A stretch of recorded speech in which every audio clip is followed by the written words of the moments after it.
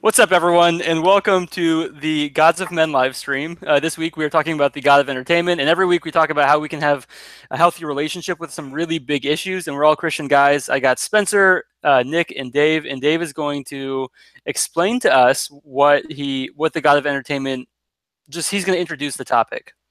Okay. Hey, everyone. Thanks for watching. Okay. So we're going to talk about a pretty interesting issue that affects a lot of people.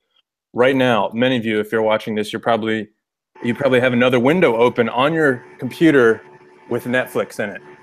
I do. And you're probably watching something else, as you're listening to this. So we're going to talk about Netflix. We're going to talk about movies. We're going to talk about faith and media. And so I guess to start off, let me throw out this question that I've been thinking a lot about. So where is the line between what a Christian, if there is a line, is there a line, and how do we come to what it is for a Christian that is art, and what crosses the line into inappropriate when we're watching something? For example, one of the shows could be Game of Thrones or Westworld, or take your pick. But there are shows out there where it's kind of like, should Christians be watching this or not? So I guess my question is, what is the line, and how do we come up with a framework for thinking about this question? There it is. Yeah, good question. What do you guys think? I could start. I feel like Spencer's maybe the resident expert on this topic. I like to think so. I like to hope so. As a director of Christian movies. Yeah, the line. And like you are you are the person right now who's kind of in the middle of all of the what's the line? Yeah, like you are the guy who's kind of pioneering this whole hard faith movement. So maybe if you could introduce like your work for people who don't know about that, and then we'd love to hear more. All right, so now my name is Spencer Fulmar. We're making what we call hard faith films. So our last picture is called Generational Sins, and it pushed the envelope for the traditional faith-based genre because it had one swear word in it, one F-bomb in it in particular. And we're also pushing the envelope a little bit more with our next picture. It's called Beast in Me. We're planning on shooting that in the spring. And that's a hard R-rated film, has many F-bombs. And we have this new genre that we call hard faith. Hard faith is kind of like a double meaning. One is that faith is hard, especially in a very fallen world. And two, whenever you have a faith that perseveres in a very broken world, it becomes not hardened in like a calloused way, but hardened as in like a steadfast way. And so the Bible is, this has been said many times. I've gone on the record saying this, and other Christian theologians and filmmakers have said the same thing. If you adapted the Bible into a film, especially the Old Testament, even the New Testament, it would be R-rated or NC-17. There's a lot of graphicness in it, and traditional faith-based films have only been family-friendly, right? They're PG or G, and there's something that you can watch with the whole family. And so what we're doing in pushing the envelope and changing into a new genre, we're making like adult Bible studies, right? We're dealing with hard faith issues. We're dealing with child abuse. We're dealing with alcoholism. We're dealing with sex trafficking. And these are not things for the whole family, but they are things that Christianity can uniquely deal with because the gospel is true. And yet the church doesn't traditionally deal with it. And yeah, well, that's a really interesting point you made about the R-ratedness of the Bible, because I think about, like, I've been watching The Walking Dead recently, like binging. I don't binge hardly anything, but I've been watching The Walking Dead, and it's like insanely good, and like you just have to like know what happens. Yep. And but it's like so disgusting. So gross. It's like the most vile thing. It's too much for me. I usually don't like stuff like that. Like I usually just think that's like pointless. But the character development is so intriguing that Mhm. it's totally got me hooked. But it's like R rated and then some. And it's like, and I think about there's a lot of stuff in the Bible. I mean, where like people are told to smash infants on rocks and things like that, and you're like, that is like just as disgusting as what's going on in this like Walking Dead series. I don't even want to say some of the stuff, like it gives you nightmares just to bring it up. But so Yep. yeah, I've been thinking about that. But also, there's some kind of like, obviously you have to make some kind of allotment for the visual element. Like if you the Bible addresses sex, but it doesn't show you pictures of a naked woman, and there's something. I mean, that is like a significant thing to bring up, Doesn't show any pictures. Period. right? So, but you understand what I'm saying, though, right? So, like, Uh, just because yeah, I know. the subject matter is the same, but there could be something about having the visual element there that changes the equation. Yep, I think God was intentional when he had the Bible written, and that it wasn't whenever we had visual aids like photography or Huh. or film. That's a good point.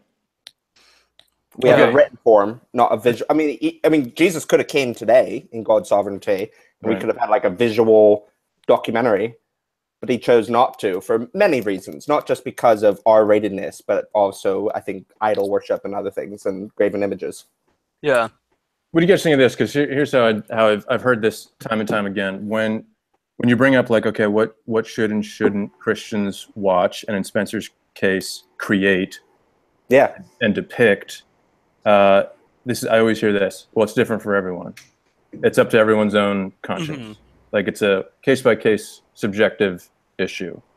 And while I don't doubt that, for example, like I have a friend who's a nurse, and because of his work and what he sees with the human body day in and day out, he watches something that's R-rated, that's horribly gory, and it doesn't faze him whatsoever. Even if there's nudity in it, it doesn't faze him whatsoever either, because he's seeing that all day as well. Oh, that's so interesting. I watch something like that, like and you can ask my wife about this. Like I physically close the laptop when it hits like the breaking point where I can't handle it, and I start to cry when I start to see like humans being blown apart, like Hacksaw Ridge. I couldn't get through it. Yeah. Wow. Saving Private Ryan, like I just can't get through it, and I have to close the computer. So anyway, so like we're all different, Yep. but is there a line? Because the Bible's the same. You know what I'm saying? That's a great example, Dave. Yeah, it's interesting. Nick, were you going to say? Yeah, in order to avoid our classic "it depends" answer, I think. I think we should. I think I don't have an answer as much as just trying to frame it as where is the line that we can phrase in such a way that this is, a universal, right and wrong, or universal rules, so to speak, for each of us. I just want to avoid kind of the "it depends" answer, because I think in this issue in particular, it really can depend if that's kind of the way you look at it. Like Dave said, some people see this stuff every day in their real life. And so for them, it might not be so shocking. It might not be shocking like the director even intended. It's just, it's like especially with entertainment, more so than the other topics, I think it can really, really depend on who you are, what you've seen or what you do, or just like even just your stomach for this kind of thing. Right. So what are what are the building blocks that gives us what does it depend on? Like it depends on the person, but are we talking about how we intake the media? Is that the thing that it depends on, like the way that we receive it and the way that it affects us?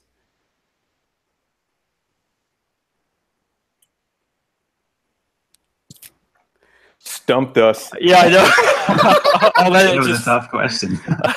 Yeah. Right. Grant, just to rephrase your question so I'm understanding, you're saying, is it a problem with how we intake the media?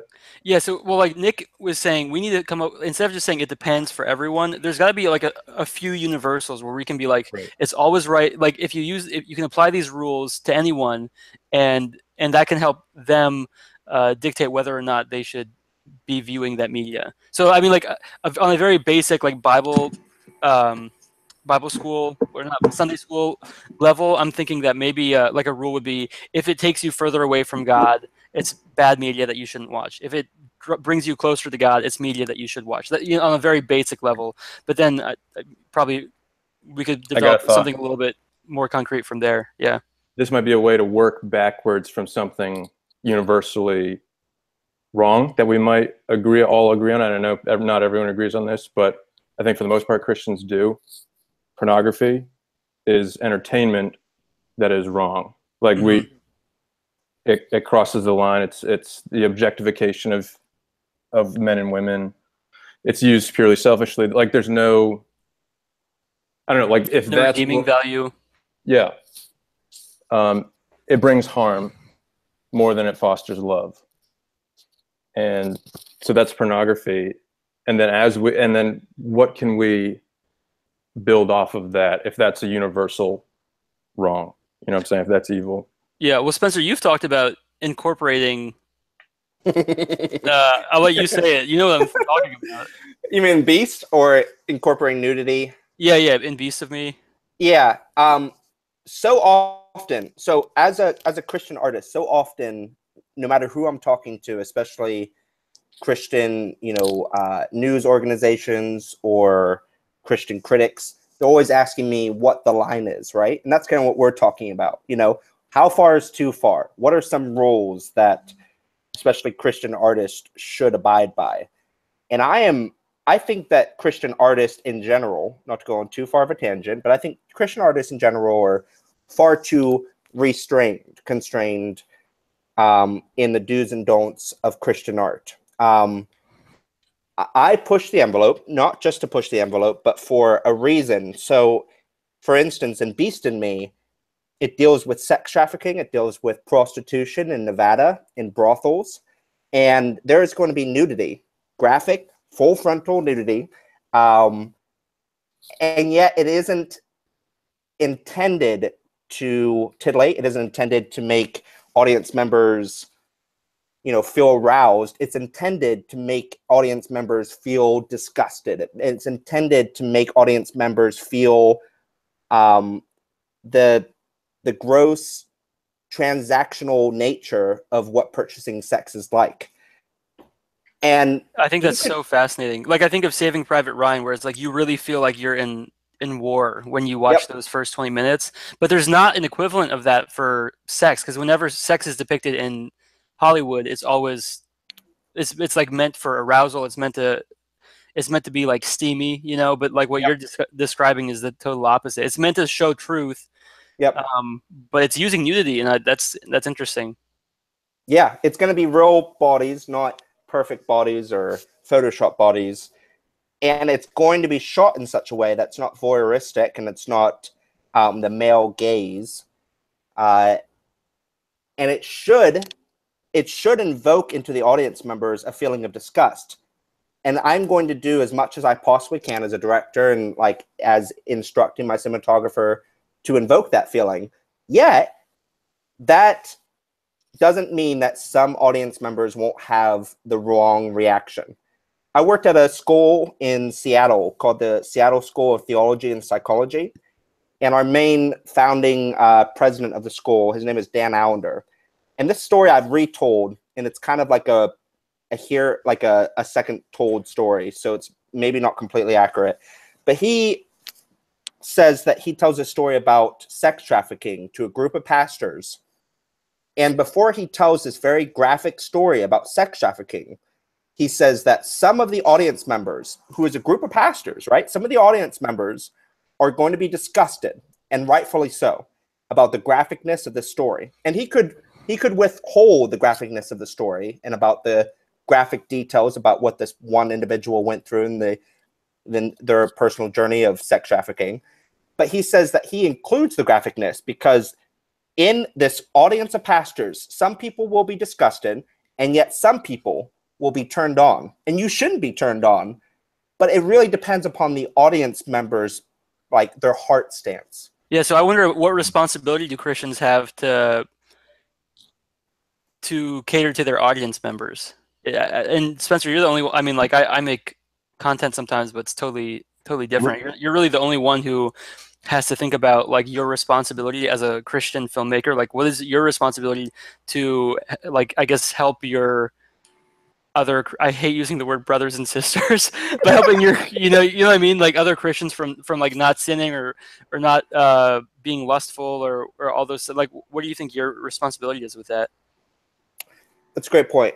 I will be as intentional with every frame that you see in my films as much as I possibly can be. And I don't think most Christian filmmakers do this. I would recommend Christian filmmakers or Christian artists to be intentional with the messages, with the images, with the storylines that they're creating.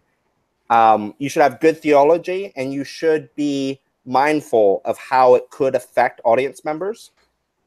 But don't do it in such a way that it restrains you, that you can't tell certain stories, because the world is telling these stories, right? Like, there's some examples about, you know, Walking Dead or Hacksaw Ridge or my favorite TV show, True Detective. And I think that the gospel addresses these severe human suffering issues, the severe human brokenness. The gospel can address that in such a way, and Christians can talk about that.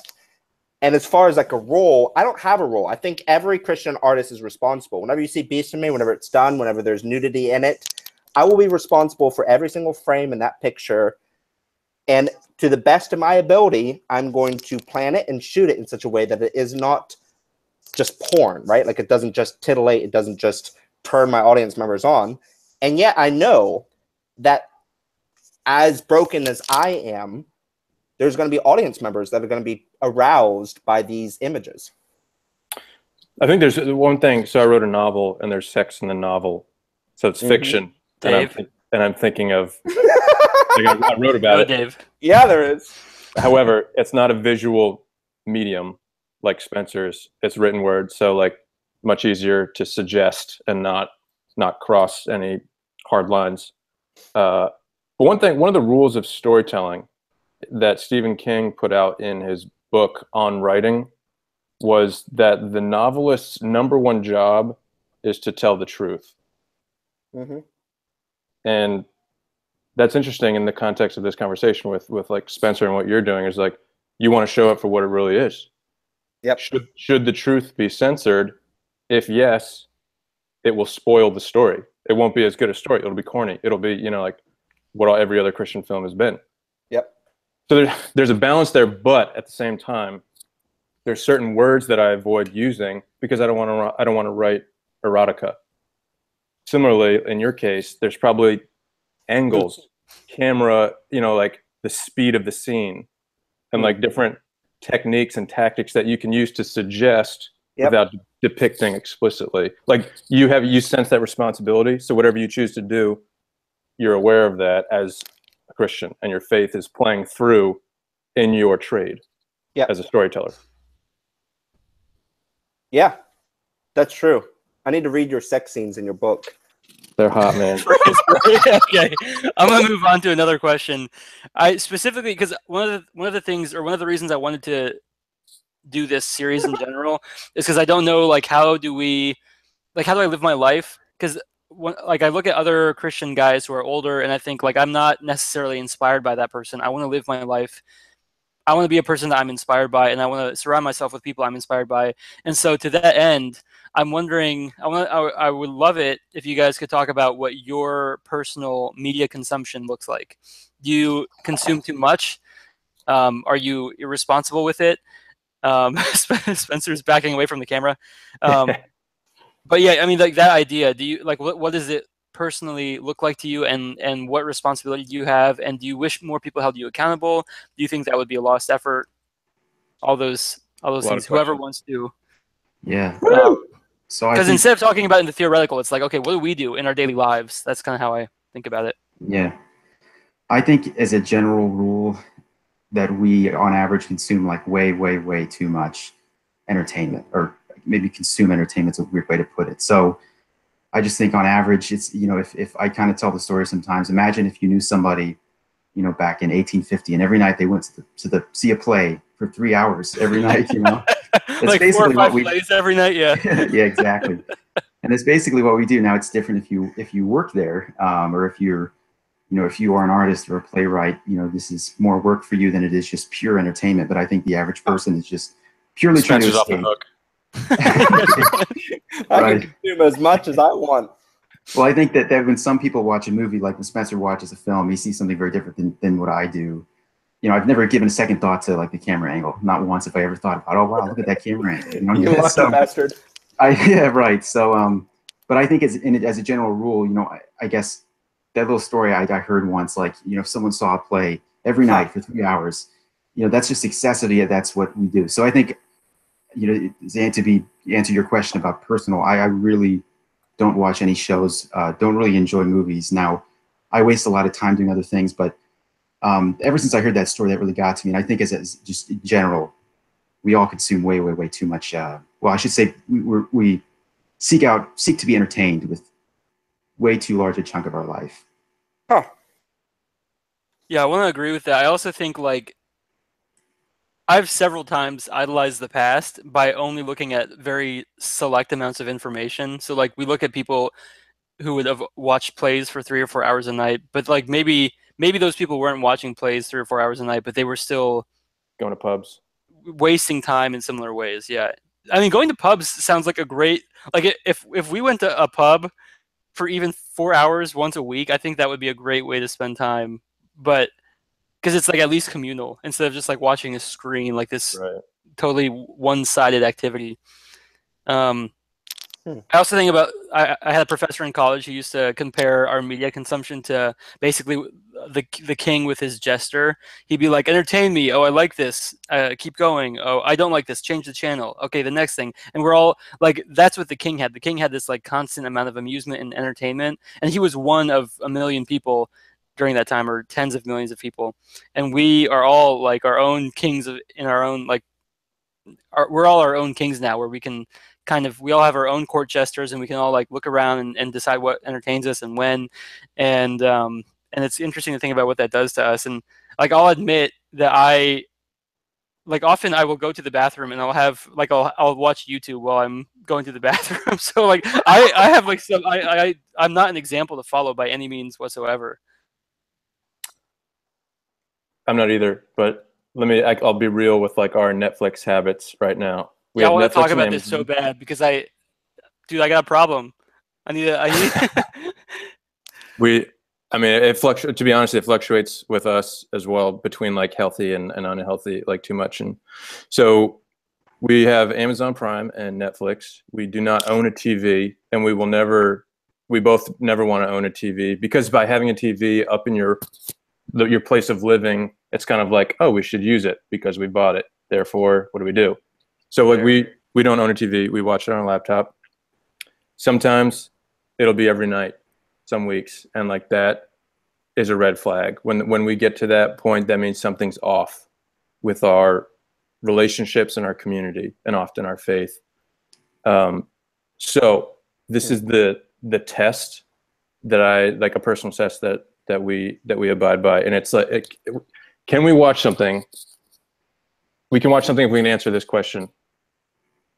How is if it is to the detriment of our marriage, or if there's something we're not talking about or avoiding by watching something for an hour plus, Yeah. we shouldn't be watching it. So it's kind of like, our relationships harmed by doing this? Yeah, well, when you say avoiding, do you mean like you have some fight that you need to settle, or is it like what else would that entail? Romance, intimacy. Hmm.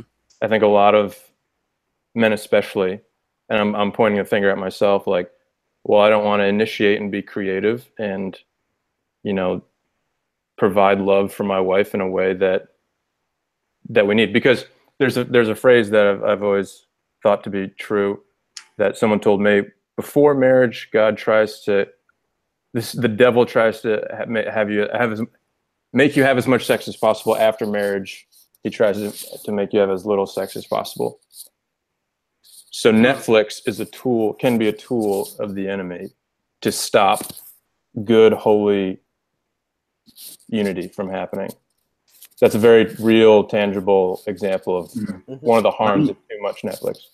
Yeah, let me back up for a second. I don't know if we really answered this. So when you say, I agree with you, like if I were watching Netflix every night, I would say I'd feel like something was wrong. But why is that? We I mean, we kind of took it for that's granted. a We good kind of point. talked about it, but we didn't really answer it. You know, I mean, Dave kind of did answer, like, it steals time, but it's one way to use time. You know, there's other ways to use time too, that are equally as wasteful. And I think it does, in this case, it does depend on who you are. But, you know, why is it bad? You know, why is this particular way of spending time worse than wasting time in some other way that's maybe not so blatant, where you're just literally sitting on the couch for 3 hours, you know, not moving? That's a good question. I don't know. I mean, I agree with what Dave said. Yeah. To me, the But I guess unproductive. it's hard for me to, you know, when I think about it, I just have friends that I know, I bring this up to them, be like, well, you know, what's wrong with that? And I'm not sure I'd have an answer. You know, if I were to, you know, maybe cite it's a waste of your life, that, you know, and they're not, you know, they really don't believe there's a purpose to life, you know, except to be Yeah, so for entertained. them, I think that You there know? is nothing wrong with it. I just think, like, so my answer would be, as God's creation, we are called to steward our time well, our money, our time, our relationships, everything.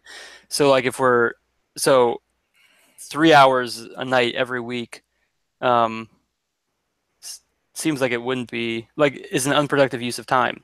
Doing it for an hour can be an unproductive use of time, and then doing it just like obsessively every night, where we like can't control ourselves, is like an even larger abuse. But also, I also don't want to sound dogmatic, because I also think sometimes it's okay. Right.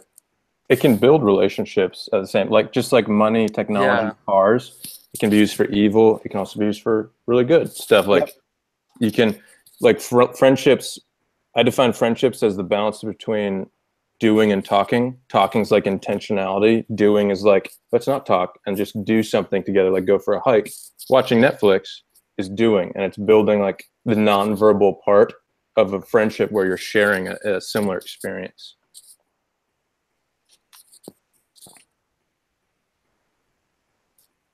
What were we?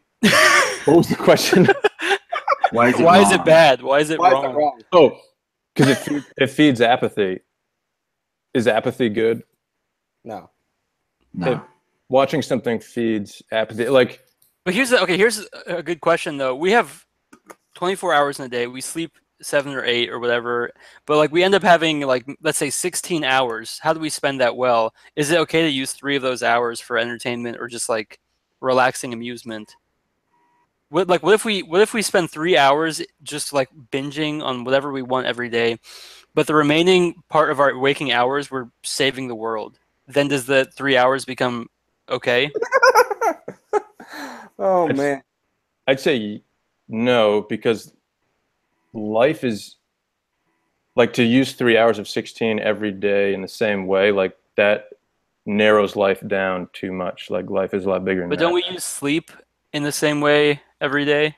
Well, sleep is an amoral thing that we must do. We don't have to watch Netflix.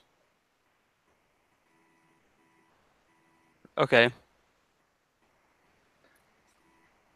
Well, I would None of us also, are experts on to this. make this I think a none of lot us more. can. Sorry, I was just gonna say none of us are like good at this. Probably, like, we all probably have very unhealthy media consumption habits, and we are not experts on this. And like, who do we True. point to? Like, who do we point to that's like, oh wow, I really respect that person. That person consumes media really well and in a really healthy way. Like, what would that person look like? Anyways, Spencer, I cut you off. No, that's true. It is I think it's predominantly people do overconsume, like they do overconsume everything, not just media. To make the waters even a little bit muddier and grayer, I would Agreed. also want to point to the benefits of media. You know, whether depending on what you're watching, right? Depending on what you're consuming. I'm not saying that we're like only consuming sermons or documentaries about, Christ.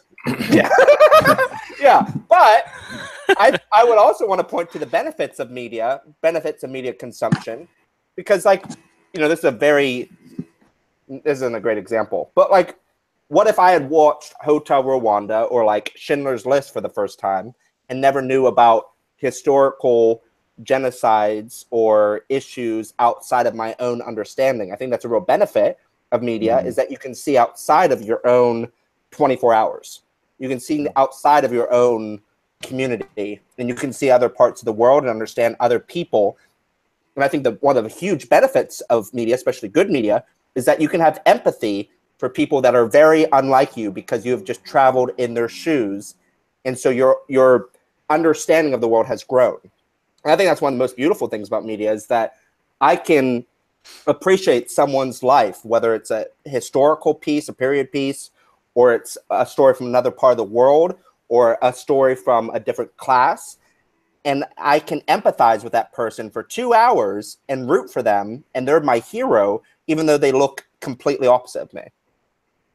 And that can be a real benefit. And I think especially the church could benefit from that even more so if they watch things that didn't look exactly like themselves. Yeah. I think that's completely true. I agree. And maybe like kind of a rule that or a litmus test that I have for myself in that regard, knowing that media is good, like some media is really, really good. Some of it's trash and, like there's that. But the rule is looking at my life and assessing my creating and consuming balance is one more than the other. If I'm only consuming, then I'm not creating. I start to feel like pretty terrible. If all I'm doing is creating, I'm going to run dry. I need I need empathy. I need more stories. I need to be filled with new thoughts and inspiration, and that only comes through consuming, like reading or watching movies, etc. Yeah. Also, that's a great balance. I'm wondering, how do we incorporate? So some might say, like, I find it entertaining to read the Bible, and that's like a form of entertainment, or like what? So like, is there something? I don't know. I guess I find all this very confusing because, like, maybe like when you, is it possible to spend 3 hours a night or whatever being very productive with your media consumption, like 3 hours on YouTube or Netflix or whatever? Is that the same thing as like reading your Bible for 3 hours because you're like discovering truth? Yeah, well, it's a tough question because like entertainment and productivity, it kind of all fuses together in everything. It's not like Spencer said, you could watch a movie and be truly educated at the same time, just picking out and not doing anything. So yeah, that's a tough question. I don't have an answer. Just restating the question, I guess. Okay, let me ask you this. What do you think? You guys have been consuming media on your own for 10 plus years, 10 or 15 years. What has your attention span, what observations do you have about your attention span over that time? It's the same. Flatline. I mean, everyone always bitches about the millennial attention span, but the thing is, sorry, the thing is that for as long as film has existed, we still pay good money. For 100 years now, we pay good money to give our undivided attention to a single source with a group of strangers for anywhere from 90 minutes to 2 hours. I feel like they get longer and longer. That's why I hate them. And you don't check your phone. You hit the person that checks their phone, and you give your undivided attention to a single source for 2 hours. So I think our attention span is just fine. But yeah, I'm a rogue. Really? Yeah. Oh my gosh, my attention span is bad. I'm sorry. I'll pray for you. I'm gonna be honest. I'm the guy who has like several. Well, part of it is because of Donorcy and like everything. Like I have to have. There's certain things I have to be notified by. So I have notifications on my phone like all day long and like well into the night. And I wake up and I turn my phone on and da da da da. So that kind of like makes it hard for me to keep a lid on things. But when you go to a movie, are you checking Donorcy? No. No. Probably it, It's a work. I mean, actually, yeah, sometimes. You're probably that guy. But I mean, if it's I'm not that guy. Source. I hide it under a coat. Good. Well, what you just said is all kind of a matter of perspective, though, because like the grand, you zoom out a little bit and you're focusing really hard on one thing for like 2 years now. So I kind of have the same thing with my job all over the place, but the notifications are all part of the same stream of work. So I think it's more illusion. It's more like optics. It looks like someone's not paying attention when they are. Interesting. But I think that plays into this discussion about media too, or entertainment. I mean, Yep. because it all just kind of fuses together. I mean, like I said, entertainment is kind of, you're not going to read a book just to be educated if there's no entertainment value. I don't think anybody gets through anything that they're not entertained by, at least in some small measure. You know, I hated physics. It was zero entertainment value at all, and it was like really hard for me to get through. So it's kind of all part and parcel of the same, just kind of like media intake. You know, and that can be entertainment, it can be educational, it can be a lot of different things. So maybe one way to look at it is how, like, how we pick what we do with our time in general, not just like entertainment or not just media, but just in general. Is this, like, the way I think about donorcy is like, this is something that God has called me to do. And so is this something, like when I watch something, is this something that helps me do what God's called me to do better or worse? And then, yeah, probably use that framework, which is really, like, would really be very strenuous on how much I watch and what I consume. Yeah. I mean, I think that this conversation happens a lot in people's minds, like every night. You know, they'll watch one episode, it's too late. I think everybody kind of feels bad about watching so much TV. So I think that's kind of a sign maybe about whether this really is good or whether it's something we'll look back on. And like, you know, if we like the same way we would look back on somebody that watched a play every night for years and years and years, you know, maybe we'll look back on our former selves and think, you know, that was like a huge waste of time. I just think that this conversation happens inside of us so often and between, you know, friends so often that it's kind of, just for that reason alone is a little bit alarming. Have you guys seen or read C.S. Lewis' Experiment in Criticism? You went to Grove City, of course. You've heard We of all it. read it. I know. I read it. I mean, yeah. Yeah. I don't remember it, but The concept of like use and receive, like using and receiving media, where like we read something just so that we can kind of like confirm our own biases and like use it kind of selfishly, versus receiving a book or a movie or a show in such a way where it's like, what is the artist, what is the author, the creator saying in such a way that I can learn and expand my brain and horizons. So like as I'm thinking about that, comparing scrolling social media and watching like Star Wars this weekend, which I can't wait for. If I scroll social media for, I told Steph this today, 20 minutes, I come away with a headache, like extreme cloudiness. If I watch an epic film, I come away with like just so energized and like full. Yep. So I feel like social media and the way we consume media is like, are we using it or are we receiving it? And I think the scrolling nature, like the rapid nature of social media, is causing us to use it for entertainment in such a way where it's like purely selfish. It's like, I want to laugh or I want to cry. Yeah. And whatever doesn't do that, I'm moving on. You know? Mm-hmm. Okay, so then what do we, on a practical level, what do we do? Well, I mean, I feel like anything, I mean, if we're going back to, which I think is a really interesting idea about what Nick brought up at the beginning of this conversation, you know, in the 1850s, were you binging plays or were you binging like smut romance novels? I remember the very first C.S. Lewis book I ever read was Screwtape Letters. And in it, Uncle Screwtape gets the guy to stare at a fire for hours on end to a point where it becomes like sinful, to the point that he is, you know, just wasting his life, right? Staring at a fire in it and of itself is not a bad thing. Like, you can enjoy the fire, you can give thanks to the one who has made the fire possible. And yet you can, I mean, it's such a crazy example. I remember it just really stuck with me all these years. You can just continue to stare and abuse this good gift, which is entertainment, which is social media, which is a fire. You can abuse it and just continue to consume it to the point that you no longer appreciate it. I mean, if you go and see Star Wars, you're paying good money and you're waited 2 years since there was a good last Star Wars, and you go to the theaters. Agreed. And yeah, thank you. Yeah, whatever that other one was crap. Rogue One. Yeah. Oh shit. But so you are looking you are appreciating, like whenever you go to the theater and like you're holding your breath and you've already pre-purchased your ticket, you are going to so appreciate that. And if you can also give thanks to the creator of all things, you're going to be able to appreciate it into an even deeper and fuller extent, as Christians have the benefit of doing. We can appreciate things more than anyone else can because we can give thanks to the ultimate creator. But if you then, see Star Wars 15 times without a break from that first viewing until like 2 days later, well, there might be a point, and I'm not going to make a rule, but there might be a point where you're just like abusing it and you don't no longer appreciate it.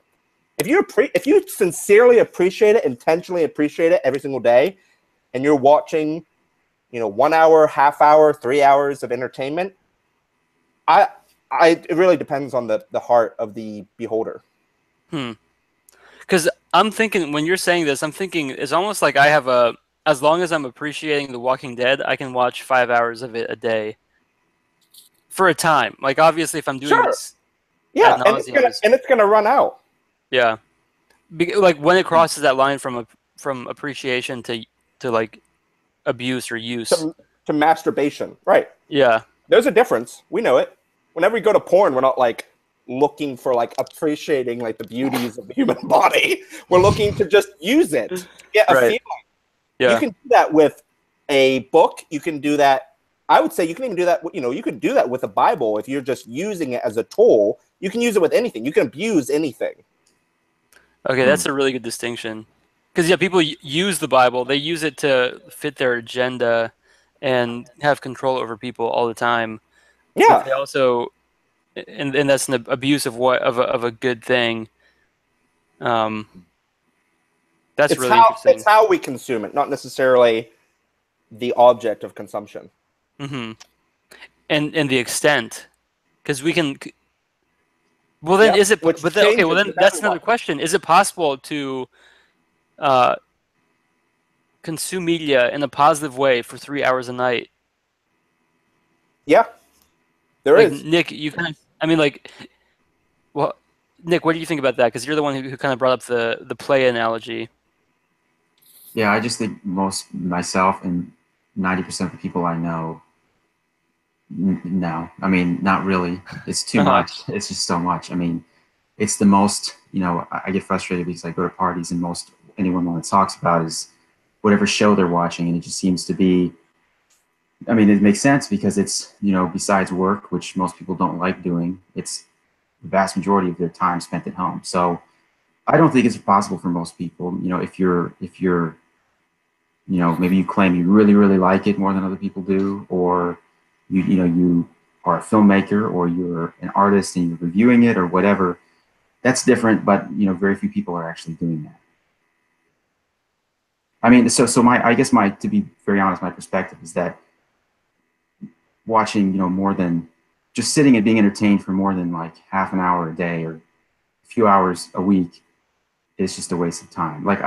That's my perspective. Now, maybe it's easy for me to say that because I really never did. Even as a kid, enjoy movies. I don't like sitting still for that long. Maybe that's actually a worse problem that I don't have the attention span. But I've haven't finished the movie in a long, long time. So in that sense, it depends on personality maybe too. It's easy for me to say that because I've never turned it off and said no more. I've just never really had an interest in watching Netflix shows, really, but just a few.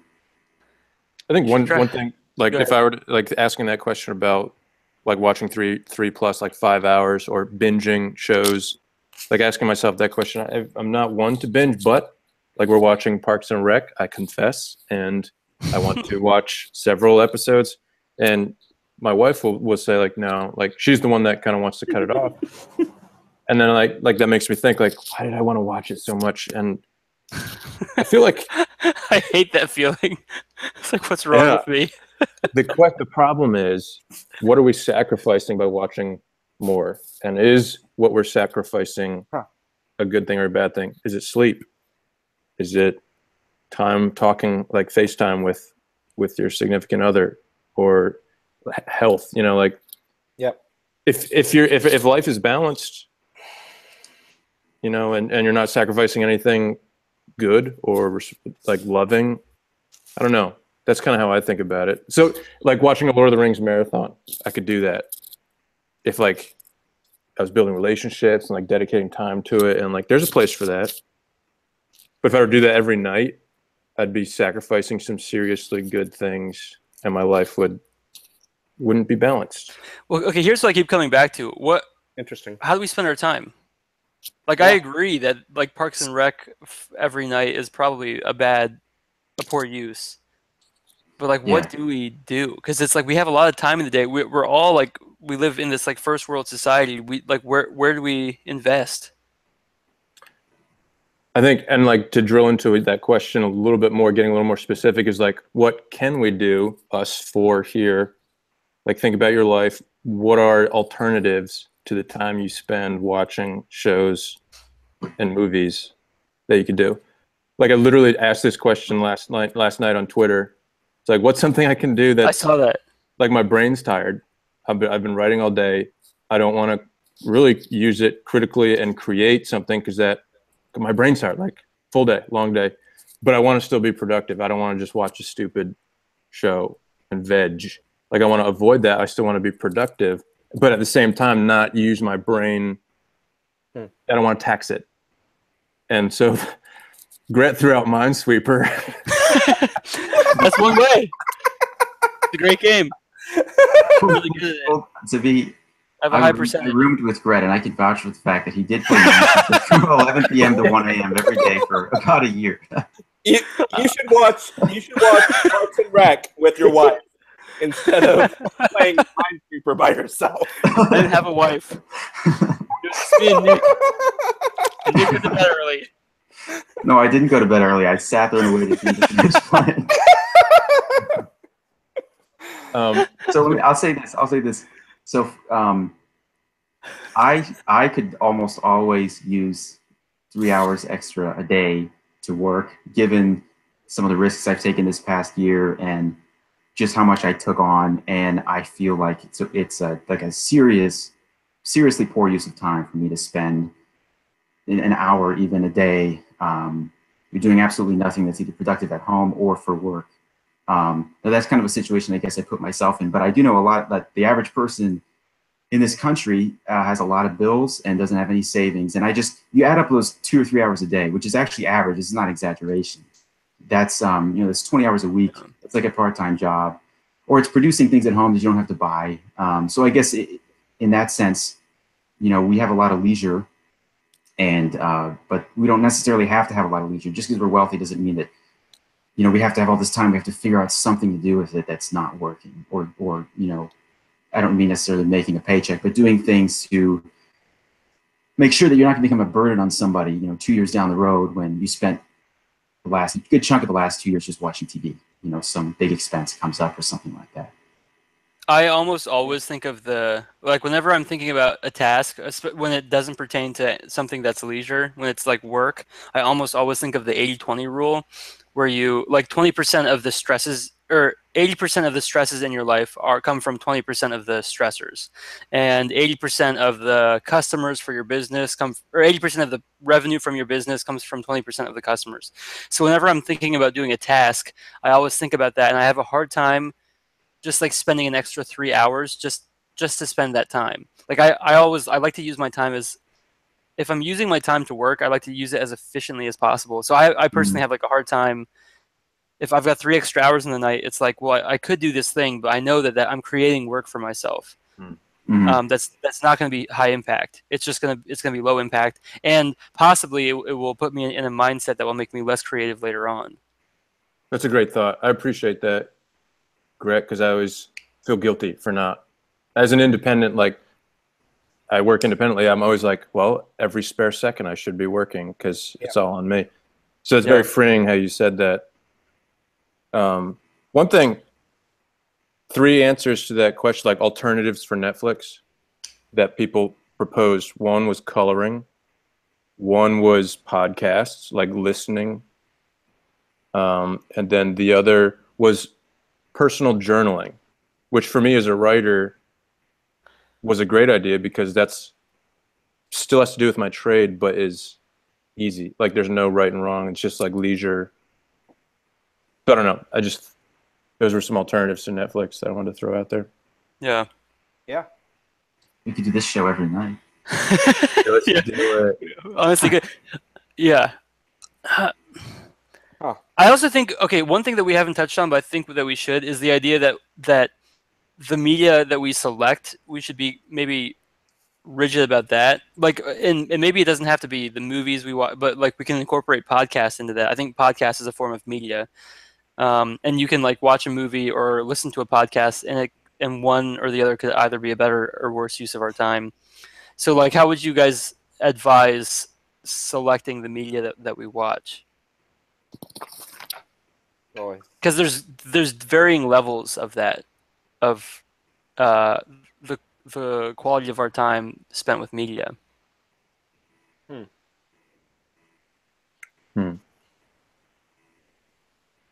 I mean, Go going ahead. back to what Nick said a little bit earlier about how frustrated that pretty much all that we talk about in society, often, especially if you're amongst strangers, is like, oh, did you see this show, right? Like, did you watch the latest episode of Game of Thrones or whatever it is? I don't know what we talk about, and I don't know what people talked about before that. It was some other like unifying thing, like it's the news. And I think news consumption, I think is, I'd much rather someone watch 50 hours of or Parks and Rec than watch the news. But there's something unifying, right? There's something that we're all talking about, and I think it changes in different places in the world and different times of history. But I think that's kind of great too, that I can talk with someone that is completely opposite of me, right? They believe everything the complete opposite of me, and yet we can both come and be unified about the latest episode of, whatever show. I think that's kind of cool that I can talk with someone that I have nothing in common with besides the media consumption, and have a thorough conversation, which could lead to a friendship. It could lead to evangelism. Who knows what? And I say that in this question that you're posing, Gret, because I think there is some benefit to being culturally relevant, right? Like to be mindful about what the world is consuming. I'm not saying that this is going to be like a rule that like you should watch whatever the world is watching, by no means. But if it is something that you can have like a gateway entrance into having a conversation with a complete stranger, and whether that's your Uber driver or your grocer or whoever it is, that's kind of cool, right? I mean, that's a huge advantage. And I don't know what I can talk to a stranger about many things. I can talk about the weather, I can talk about politics, I can talk about whatever, but it's cool whenever, like, coming out of Star Wars, you go to the midnight showing or whatever it is, the opening weekend showing. If you somehow got a ride with a stranger, like on a bus home, you will have a lot of conversations with that stranger because you both just consume the same thing and were passionate about it. You're not going to do that almost any other world, because if you're going to church, everyone there is the exact same person as you. They've chosen that church. They believe in, baptism and ordination, everything else the exact same way that you do. If you go to school, everyone's believing the exact same thing that you do. They want to study that school, and they chose that school and that certain principle and discipline. But whenever you go to a film, they can be completely total opposite of you, and yet you can be so passionately unified, which is, I mean, I've made some incredible friends that way. There's a benefit, I think, to being. Yeah, I do think that I know what you're talking about. Like, you're able to, it's a gateway to relating to people that you wouldn't normally relate to. Yeah. In a unique way that I can't see of anything else, right? I mean, a Republican and a Democrat. It's The weather. like, it's amazing how similarly we all react to scenes in movies. Like, they evoke the exact same response in millions of people, and the directors know that, and that's why they're so good, because they're really in touch with that. Yep. Yeah. And it goes down deep. Deeper than it goes, so deep. Yeah, sorry. I was just gonna say, maybe Spencer, like, you're the one who has like the healthiest relationship with media, because you're the one who's like, you understand the power that it has on humans, and you're not saying, it's like a tool, and you're not saying, oh, media is bad or good in and of itself, which is basically what we've been discussing this whole time. You've been saying media is a tool, and look at the amazing ways, the amazing impacts it can have on people. And I'm a Yep. Christian, and I see this power that it has, and I want to get involved with it, and that's why you're directing movies. Heck yeah. I agree. That's interesting. I mean, So maybe like the Christian's response to entertainment or to media is to say, how can I shape it? How can I use this tool that is clearly very powerful? and engage with it. You know, everyone's watching it. Everyone's binging Parks and Rec and Walking Dead and everything else. And yet that can be a huge conversation starter with someone that is complete opposite of you.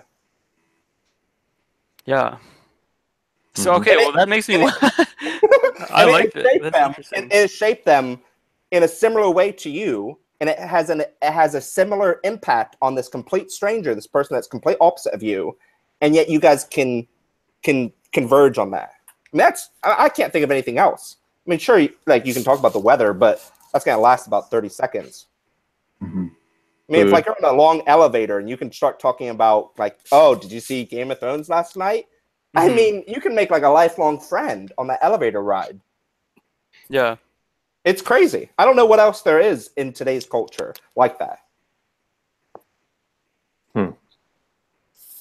And Christians should engage the most. I mean, churches should be showing first-run films and having a cultural engagement with them after the film is shown. I mean, you know, churches used to be at the center of culture shaping and crafting, and churches should be showing first-run films and then having a dialogue with people. And not just films that you approve, not Fireproof, but like Moonlight or anything.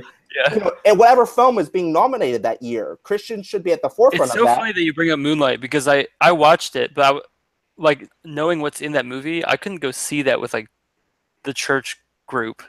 We couldn't get the church gang together and go You're going watch to the wrong church. I a saw movie it about gay. church. Yeah. I guess one. I know what you're saying, Gret. Though, yeah. One question. But no, I'm not saying that's a good thing. I'm saying like maybe maybe we should be doing that, and it's bad that we're not. I don't know. Yeah.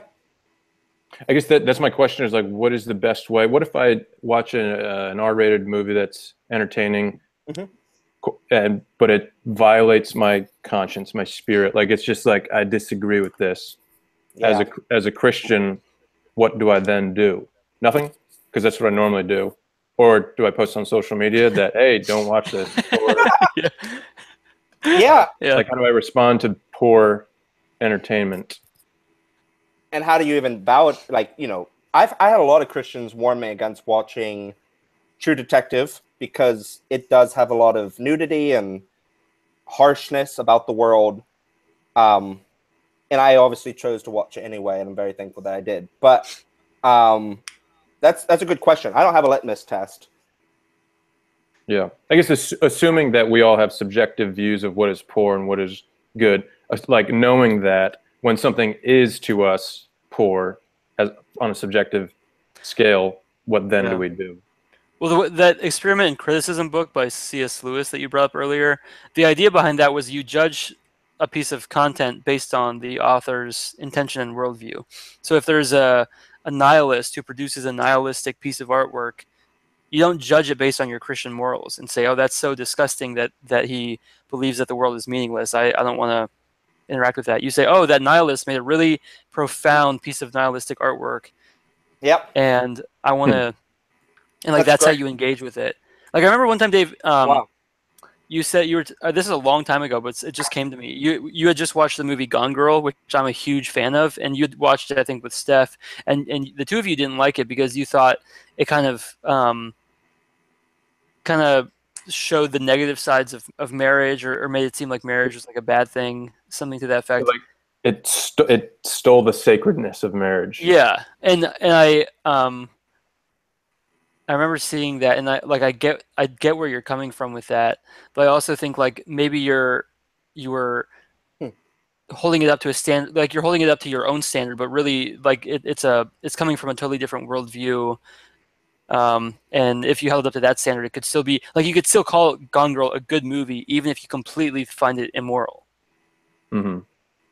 Yeah, that's just a thought. Yeah, I mean that comes down to subjective interpretation, and like, did it provide good value to me? No. Like, to my marriage? No.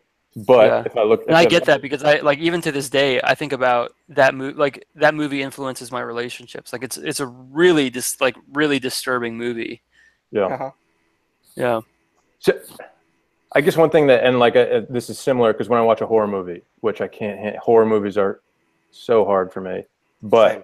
when I watch a horror movie, I walk out and I worship the Lord and praise Him, because life is not like what I just saw, or like Yeah. that He's in control, Yeah. regardless of the demons clawing people to death. So like when I see something that I feel violates my whatever inside me, you know, like there's still truth to it, and that gets back to Stephen King's, like, the job of the creators to tell truth, like to depict truth. Yeah, that's true. So Well, I'm gonna wrap up real quick. I just want to one more thing, and then we'll do like closing statements. But I'm curious if you like.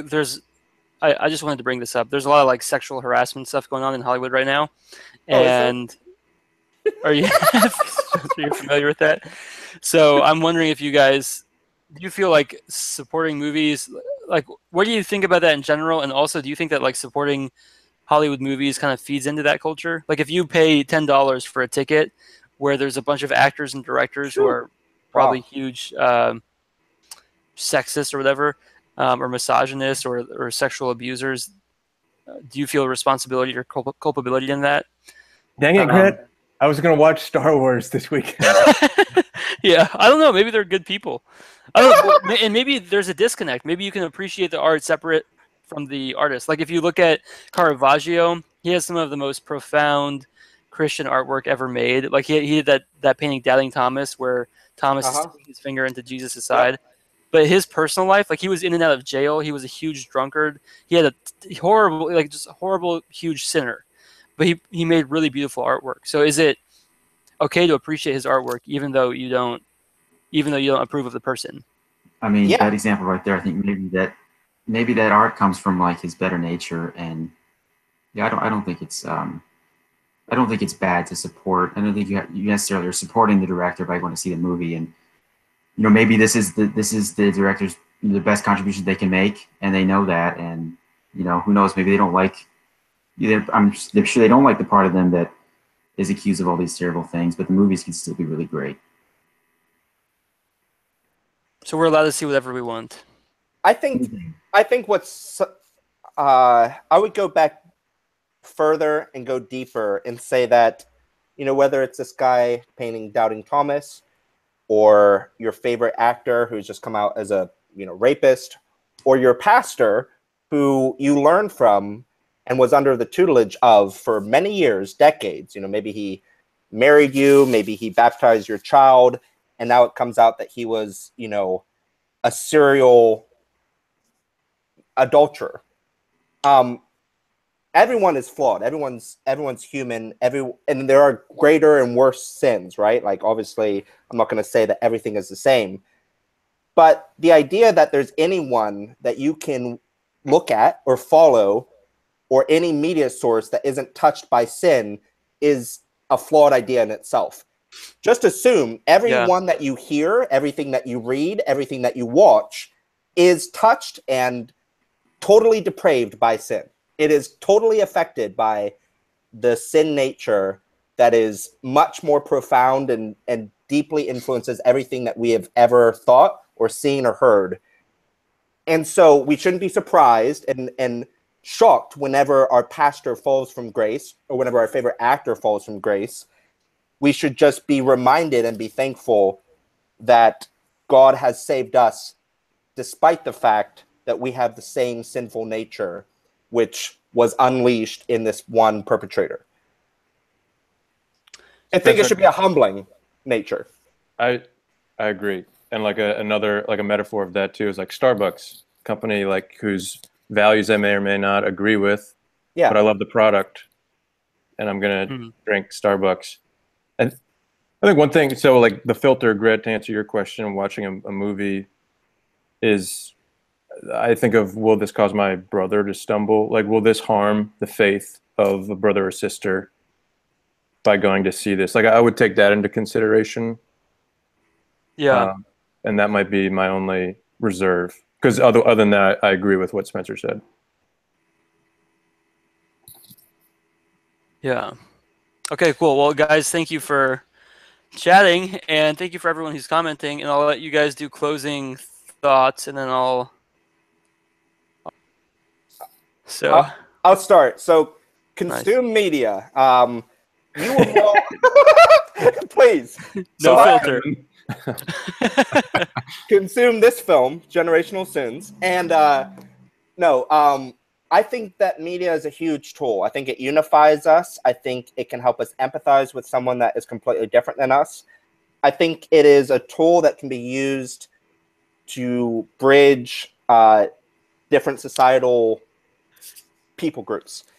I think Christians should use that. I mean, if we truly have the gospel, we have objective truth, and we can consume media with an objective mindset, I think that we can use it to have conversations with people that are completely unlike ourselves, and also appreciate it as a good gift, as something that is, as the Lord is the ultimate creator, we can also create, whether it's writing a blog post, whether it's making a film or taking an Instagram photo, we can also create like he has created, and that is a great gift. I think you should be mindful about how it affects you, and you should also be mindful that you can abuse it like you can abuse anything else that is good, whether that be sex or food or media. Cool. I go next. I'd say I think in questions a lot, and so maybe like on a practical level to equip people listening is, as you're thinking about clicking the next episode button in your web browser for Netflix, ask yourself a question. This is what I asked myself. I'm challenging myself too by saying this, is by watching this next episode, whether it's the second, first, or eighth, is this bringing me closer to God? And is this increasing the love in my life for those around me? And another way to come at that is kind of like, can I thank God for this? Like with a clear conscience. Be like, Lord, thank you for this art, this media, even if it's like a horror movie, and it brings me to my knees in worship of God. Like, can I thank him? Like, can I come to him closer as a result of this entertainment? Yeah. I don't want to end on a sour note. I do agree with what Spencer said. Media is incredibly powerful, and especially the empathetic effect that it has on us. I think, like he said earlier, there is nothing like it. I just encourage everybody, you guys and everybody who's watching, to take a serious and honest look at how much time you spend consuming or being entertained, I guess. And just take a look at that number. And even if you just cut out a few hours a week, just try to think about your goals and think about how you want to be spending your time, and whether the amount of time you spent in front of the TV is helping you achieve those goals. But I do agree that I just like you guys have been incredibly shaped by, the movies that I can remember that I, will never forget seeing. Maybe I've only seen them once. So, but yeah, I thought this was a really good discussion. Thanks. I guess it was Dave's idea, but I thought it was really great. Cool. Thank you guys for being here. And my closing thought, this has been like the messiest live stream we've done, like the most disorganized. And I think what that illuminates to me is that maybe this is one of the biggest blind spots that we in our culture have. Like we just we kind of like talked about it, and we're like, yeah, we're all in this and we all do this way too much. And Nick brought up the point that it's like, yeah, hours a night, guys. Like, what do we have to compare that to? And I think that that's a very good question to ask. I don't want to end on a sour note either, I guess, but I think listening to this conversation and seeing how like muddled it was makes me realize like maybe we don't think about this as much as we should. And maybe there's not a lot of good. I mean, maybe there's not a lot of ways. Like, there's not a lot of people we can look up to who do it well, and to me it seems like a blind spot, and I want to seriously consider it and keep the conversation going about this, because I guess like in 50 years my fear is that either people look back and it's like how we look at cigarettes right now. Like, look at all of those people smoking back then. Look at what it did to them. That was so stupid of those people 50 years ago. Or like all of our media consumption. I mean, the trend is getting worse and worse and worse. So in 50 years, what's it look like? Are we just like all vegetables that like we spend, instead of 3 hours a day, we spend 13 hours a day? Like what happens? So these are all of the things I really want to think about, and I'm glad that you guys were willing to talk about it. And even if it was messy, I'm grateful for this conversation because I'll think about it a lot. So thank you guys. Thank you for watching, and for anyone who watches this in the future, let us know what you think in the comments below. And next week, I think I know what the topic is, but I'm not going to say yet. And I'll talk to you guys later. Bye.